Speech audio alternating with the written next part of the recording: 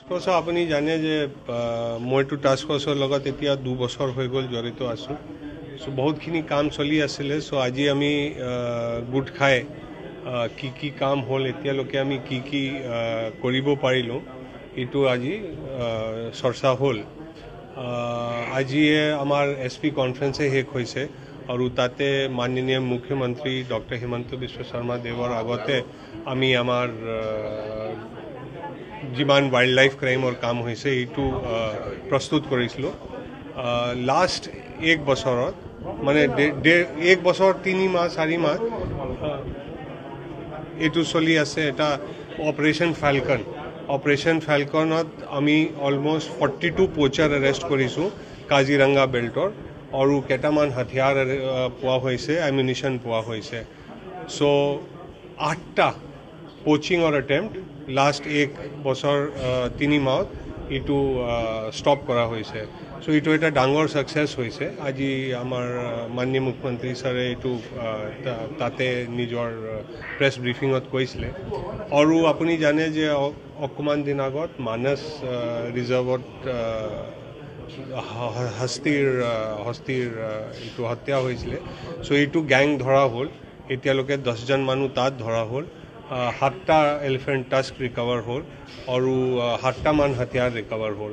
So আমাৰ task force যিটো forest আৰু পুলিচ মিলি পেলাই যিটো কাম কৰি আছোঁ আমাৰ এটাই লক্ষ্য আছে যে আমি যি হয় নহয় আমি পোচিংটো ষ্টপ কৰাব লাগে।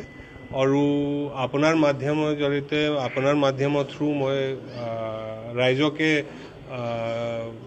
এটা অনুৰোধ কৰোঁ ৰিকুৱেষ্ট কৰোঁ যে ৰাইজে আপুনি যদি কিবা শুনে কিবা খবৰ পায় মোৰ নম্বৰ আছে ইণ্টাৰনেটত আছে মোৰ টুইটাৰ আছে মোৰ ফেচবুক আছে মোক কাইণ্ডলি মেছেজ পঠাওক।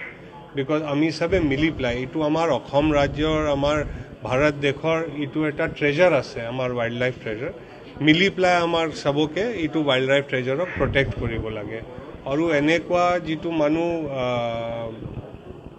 আমাৰ পশুবিলাকৰ হত্যা কৰে वाइल्ड लाइफৰ হত্যা কৰে এইটো মানসৰ মানে নৰ্মেল মানুহৰ হত্যা কৰাৰ নিচিনা হয়। So it is you can't murder anyone.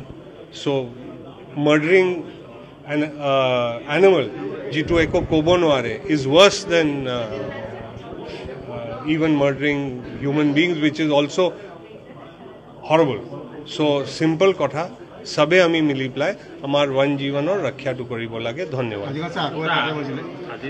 আজিতো আপুনি গম পাইছেহে। সো আপোনাক DFO সাহেবে এতিয়া ফিল্ডৰ পৰাহে আহিছে খবৰ দিব। এইটো আকৌ এটা পুলিচৰ ফৰেষ্টৰ জড়িত অপাৰেশ্যন। এটা পোচাৰ তাত আছিলে জংগলত হি পোচিঙৰ কাৰণে ৰেডি হৈ আছিলে। সো মুঠভেৰ হ'ল এইটোত পোচাৰৰ নিউট্ৰেলাইজেশ্যন হ'ল। এইটো অপাৰেশ্যন ফাল্কনৰে পাৰ্ট আছে। Thank U.